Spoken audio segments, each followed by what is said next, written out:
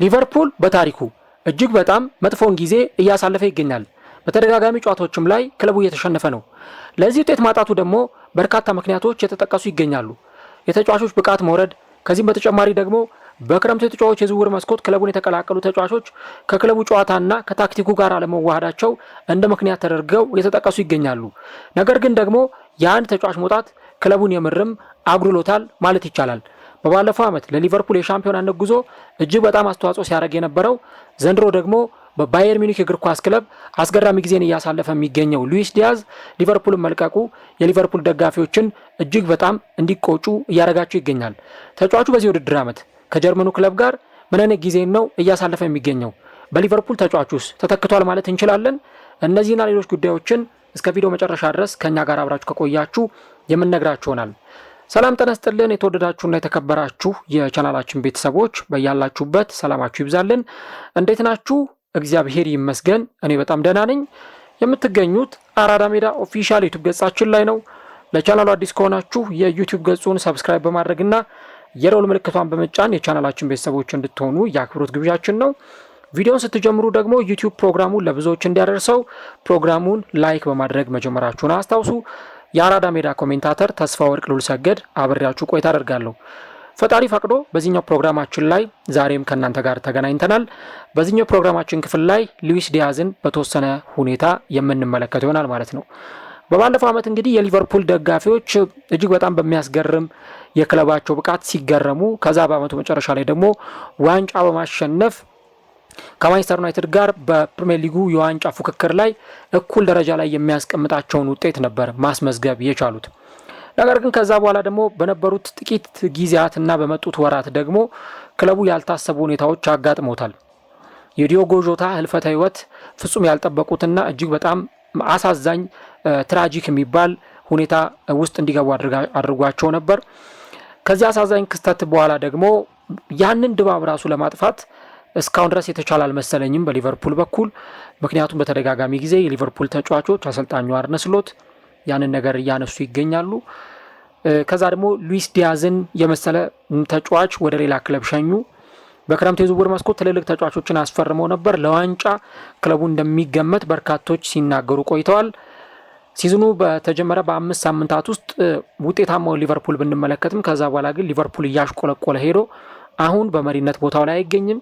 ቶፕ 4 ላይ አይገኝም። ቶፕ 6 ቦታ ላይ አይገኝም። ኢቭን እስከ 10ኛ ደረጃ ላይ እንኳን ክለቡ አይገኝም። አሁን 11ኛ ደረጃ ላይ ነው ክለቡ የተቀመጠው እና እነዚህ ነገሮች ክለቡ ይሄ የአንድ ችግር ወይም ደግሞ የሆነ አካል ችግር ብቻ ሳይሆን ወይም ደግሞ እንደ ምክንያት አንድ ነገር ብቻ የሚጠቀስበት ሳይሆን ሌሎች በጣም ብዙ ነገሮችንም ለዚህ አሁን ሊቨርፑል ለገባበት የውጤት ቀውስ እንደ ምክንያት አድርጎ መጥቀስ ይቻላል። በእርግጥ አሰልጣኙ አርነ ስሎት ሰበብ አድርገን ምንም ነገር አናቀርብም ብለው ሲናገሩ ነበር ባለፈው የዲዮጎ ጆታ ህልፈተ ህይወትንም ቢሆን። ግን ምናልባት ደግሞ ሊቨርፑል እኔ አንደኛው አሁን ላለበት የውጤት ቀውስ ዳርጎታል ብዬ የማስበው ነገር በክረምቱ የዝውውር መስኮት ላይ የተሰሩ ስህተቶች ናቸው። ለምሳሌ ክለቡ ጥሩ ግብ ጠባቂ ለቋል። እጅግ በጣም የሚወዱትን ኳሚን ኬልኸርን ለቋል። ምንም እንኳን ሁለተኛ ጥሩ ግብ ጠባቂ ጆርጂ ማማርዳሽቪሊ በስብስብ ውስጥ ቢኖርም ከዛ ደግሞ እዛ ስብስብ ውስጥ ትሬንት አሌክዛንደር አርኖልድ አልተተካም። እነ ጀረሚ ፍሪምፖንግ በዛ ቦታ ላይ እየተጫወቱ ቢገኙም ነገር ግን የተጫዋቹ በተደጋጋሚ ጊዜ መጎዳት ከዛ ደግሞ በዛ ቦታ ላይ በቂ ሪሶርስ እንዳይኖር አድርጎት እየተመለከትን እንገኛለን። ታዲያ ክለቡ በርካታ ተጫዋቾች እነ ፍሎሪያን ቬትስ እና አሌክዛንደር ኢሳቅን ጨምሮ ሌሎች ትልልቅ ተጫዋቾችን ወደዚህ ክለብ ቢያመጣም ውጤት እያመጡለት አይደለም። ታዲያ በባለፈው ዓመት ለክለቡ ውጤታማነት እጅግ በጣም የሚያስገርም ብቃቱን ሲያሳይ የነበረው ሉዊስ ዲያዝ ክለቡን ለቆ መውጣቱ አሁን ድረስ ተጫዋቹ በሊቨርፑል እንዳልተተካ ማሳያ የሆኑ ነገሮችን መጥቀስ ይቻላል።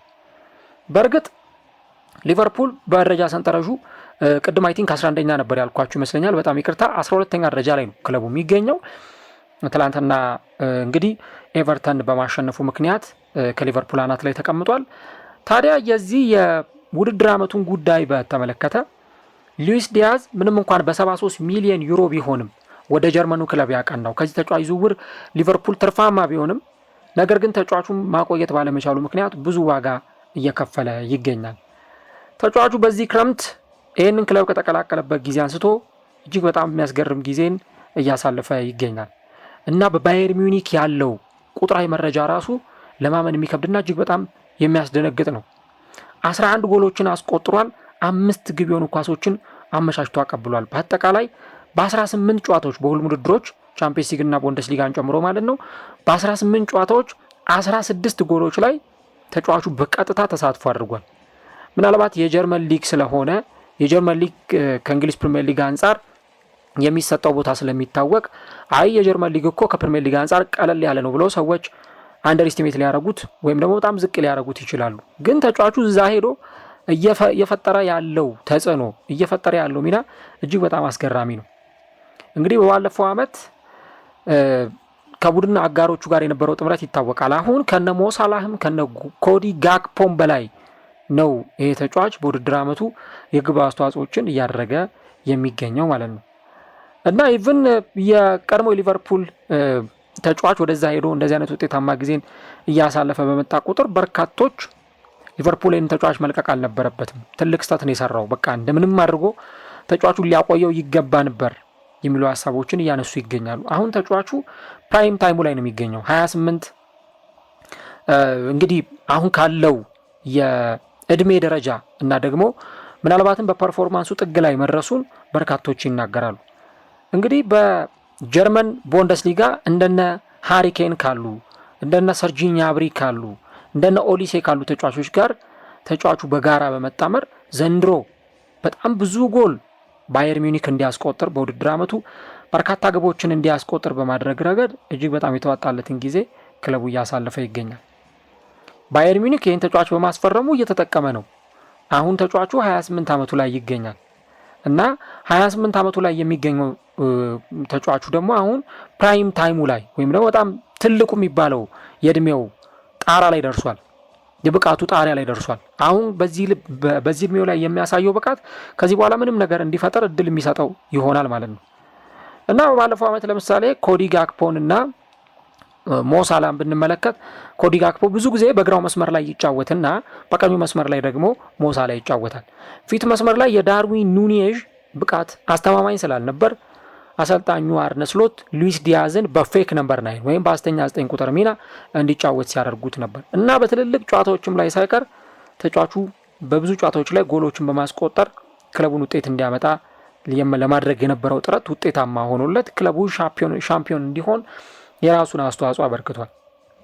ዘንድሮ ግን ጋክፖና ሳላ ባሉበት ቡድን ውስጥ ኡጎ ኤኪቲኬ፣ ፍሎሪያን ቬትስ ወደዚህ ስብስብ ቢጨመሩም ፌዴሪኮ ኬዛ እዚህ ስብስብ ውስጥ ቢገኝም ከዛ ደግሞ የ17 ዓመቱ ተጫዋች ሊዮን ኑጉሞዋ እና ሪካርዶ ዋጋ የተከፈለበት አሌክዛንደር ኢሳክ እዚህ ስብስብ ውስጥ ቢገኙም ነገር ግን አምና ክለቡ ከሉዊስ ዲያዝ ያገኘ የነበረውን ነገር ዘንድሮ እነዚህ ተጫዋቾች ውስጥ እያየን ነው ወይ፣ ይሄን ኳሊቲ እያየን ነው ወይ የሚል ጥያቄ ማንሳት በጣም አስፈላጊ ይሆናል።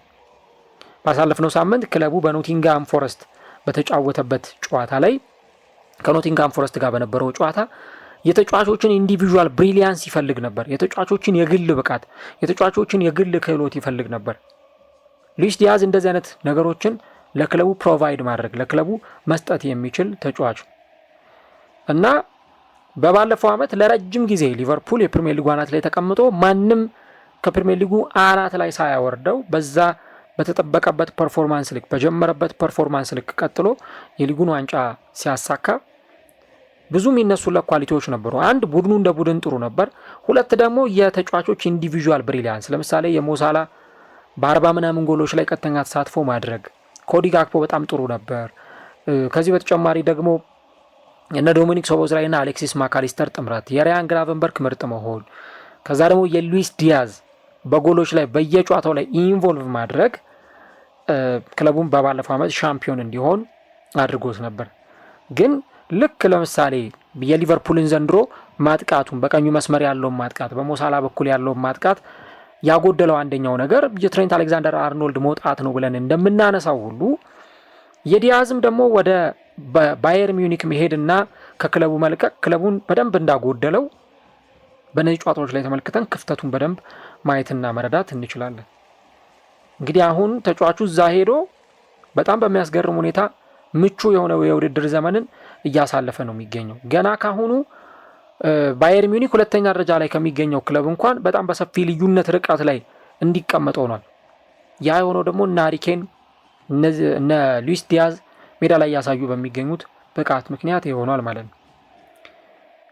ዲያዝ ያለውን ኤክስፔሪየንስ ልምድና ከዛ ደግሞ ፍሎሪያን ቬትስ ገና ወደ ፕሪሚየር ሊግ የመምጣቱን ነገር ስትመለከቱት ሁለቱም ምንም እንኳን በተመሳሳይ 7 ቁጥር የሚለብሱ ተጫዋቾች ቢሆኑም ነገር ግን ፍሎሪያን ቬትስ ገና ባያዎቹ መጀመሪያ ላይ የሚገኝ ተጫዋች ነው።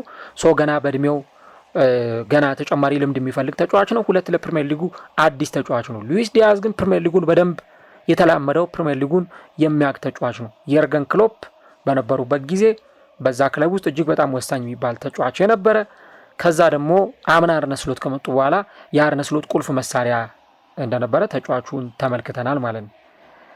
እና ተጫዋቹ ወደ ባየር ሚዩኒክ ሲሄድ ኤክስፔክት የሚደረጉ ወይም የሚጠበቁ ነገሮች ነበሩ። ምናልባት ባየር ሚዩኒክ በክለቡ ታሪክ ከፍተኛ ገንዘብ አውጥቶ ካስፈረማቸው ተጫዋቾች መካከል አንዱ እንደሆነ ማንሳት ይቻላል። ከዛ ባለፈ ደግሞ በዛ ክለብ ውስጥ በጣም ምርጥ የሚባሉ የመስመር አጥቂዎች ተጫውተው አሳልፈዋል። እነ አሪየን ሮበን፣ እነ ፍራንክ ሪበሪ በዛ ክለብ ውስጥ በጣም የሚያስገርሙ የመስመር አጥቂዎች እንደነበሩ እናስታውሳለን። አሁን ዲያዝ ሲሄድ ያንን ፕሬዠር እንዴት አድርጎ ሊቋቋም ይችላል፣ በጀርመን ቡንደስሊጋ እንዴት ውጤታማ መሆን ይችላል የሚለው ነገር እየተነሳ ነበር። ተጫዋቹ በቨርሲቲሊ ረገድ በጣም ውጤታማ ተጫዋች ነው። ይሄ ሁለገብ የምትሉት ተጫዋች ነው። ለምሳሌ በአጥቂ አማካይ ቦታ ላይ መጫወት ይችላል። የመስመር አጥቂ ሆኖ መጫወት ይችላል። ካስፈለገ በተለይ የመስመር አጥቂና የ9 ቁጥር ቦታ ላይ መጫወት የሚችል ተጫዋች ነው ማለት ነው። እና በዚህኛው የባየር ሚኒክ ስብስብ ውስጥ ደግሞ ተጫዋቹ በግራው መስመር የማጥቃት ሂደት ላይ ነው የሚጫወተው። ኦሊሴ እና ሃሪ ኬን ከፊት መስመር አሉ። እሱም ደግሞ እዚህ ቦታ ላይ የሚቆም ሌላኛው ተጫዋች ይሆናል ማለት ነው። በግራ መስመር ላይ ይጫወታል። ፍሮንት ስሪው ይሄ ነው።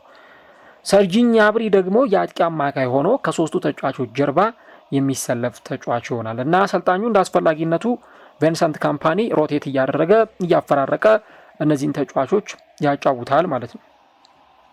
አንዳንድ ጊዜ ደግሞ ሰርጂ ኛብሪ ስትረች እያደረገ ወደ መስመር ላይ ሊወጣ ይችላል።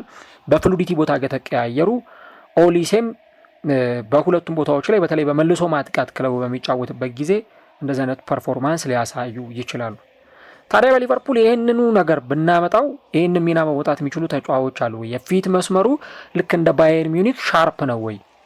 ኦሊሴ እንዲሁ ደግሞ ሉዊስ ዲያዝ፣ ሃሪ ኬን እንደምንለው እዚህ ደግሞ ስንመጣ አሌክዛንደር ኢሳክ፣ ሞሳላ እና ኮዲ ጋክፖን ነው የምናነሳው እና ይሄ በትክክል እንደዚህ አይነት ነገር ነው ወይ የሚለውን ነጥብ ማንሳት እጅግ በጣም አስፈላጊ ጉዳይ ይሆናል ማለት ነው። እና ተጫዋቹ በባለፈው ዓመት በሁሉም ውድድሮች 50 ጨዋታዎችን አከናውኖ 17 ጊዜ ኳስና መረብን ማገናኘት የቻለ ተጫዋች ነው። 17 ጎሎችን አስቆጥሯል። አሲስቶቹን እንኳን ትተን ማለት ነው። እና እነዚህን ግቦች ሲያስቆጥር በምን ያክል በወሳኝ ጨዋታዎች ላይ እነዚህን ጎሎች ማስቆጠር ደግሞ በቀይ ሊሰመርበት የሚገባ ጉዳይ ነው። ግን አሁን እነ ሞሳላ እነ ኮዲ ጋክፖ እንደው በ12 ጨዋታ በፕሪሚየር ሊግ ከዛ ደግሞ በቻምፒየንስ ሊግ በሌሎች ውድድሮች ላይ ምን ያክል ጎሎችን አስቆጥሯል ጥያቄ ምልክት ውስጥ የሚገባ ጉዳይ ነው። ከዛ ባለፈ እንግዲህ የሆነ አንድ ጨዋታ ላይ በጣም የሚያስገርም ጎል አስቆጥሮ ነበር እና ኤክስፔክትድ ጎሉ በጣም ዝቅተኛ፣ ከዛ ቦታ ላይ ጎል እንኳን ለማስቆጠር እጅግ በጣም ከባድ በሆነበት ቦታ ላይም ጭምር ተጫዋቹ ጎል ሲያስቆጥር ተመልክተነዋል። እና ተጫዋቹ አጨራረስ ላይ ምንም የሚታማ አይደለም። በመስመር ማጥቃቱ ላይ እጅግ በጣም ፈጣን ነው። አንዴ መሮጥ ከጀመረ ተከላካዮች እሱን ለማስቆም ሊቸገሩ ይችላሉ። እንዲህ አይነት ብቃትና ፖቴንሻል ያለው ተጫዋች እና የባየር ሚኒክ ስፖርቲንግ ዳይሬክተር ማክስ ኤበሬል ከጋዜጠኞች ጋር በነበራቸው ቆይታ ላይ በተለይም ደግሞ ከኮሎኝ ጋር ከተደረገው ጨዋታ በኋላ እኚህ ሰው አስተያየታቸውን ሲሰጡ በሉዊስ ዲያዝ ዝውውር እጅግ በጣም ደስተኛ ነኝ፣ ምክንያቱም ያለው የመጫወት ፍላጎትና ጉጉት ኢንቴንሲቲው ከፍተኛ ፍላጎቱ በማጥቃትን በመከላከል ረገድ ክለቡን የሚያገዝበት ሁኔታ እጅግ በጣም የሚያስገርመኝ ነው እና እሱም በማስፈረማችን እጅግ በጣም ደስተኛ ነኝ፣ እንደውም ኤክስትሪምሊ ሃፒ እጅግ በጣም ደስተኛ ነኝ በማለት ነው የተናገሩት። እና አሁን ይህንን ነገር ማለት እንችላለን ተጫዋቹ የግብ ዕድሎችን መፍጠር የሚችል ተጫዋች ነው እና ደግሞ በ60 በ70 ሜትሮች ውስጥ በደንብ ስፕሪንት እያደረገ መሮጥ የሚችል ተጫዋች ነው። አጥቂ ነው፣ ነገር ግን ደግሞ ወደ ኋላም እየተመለሰ ይጫወታል እና እሱ የኛ ምርጡ ንብረታችን ነው አሴታችን ነው ብለን የምንለው ለዛ ነው ብለው እኚህ የክለቡ ስፖርቲንግ ዳይሬክተር ሲናገሩ ነበር ማለት ነው። እና ተጫዋቹ ምናልባትም አንዳንድ ጨዋታዎች ላይ ጥሩ ላይጫወትም ይችላል፣ ጥሩ ሊጫወትም ይችላል። ግን ደግሞ ለባየር ሚኒክ ማጥቃት በተለይ ቪንሰንት ካምፓኒ ዘንድሮ ውጤታማ ላደረገው ማጥቃት እጅግ በጣም አስገራሚ ጊዜን እያሳለፈ ነው የሚገኘው።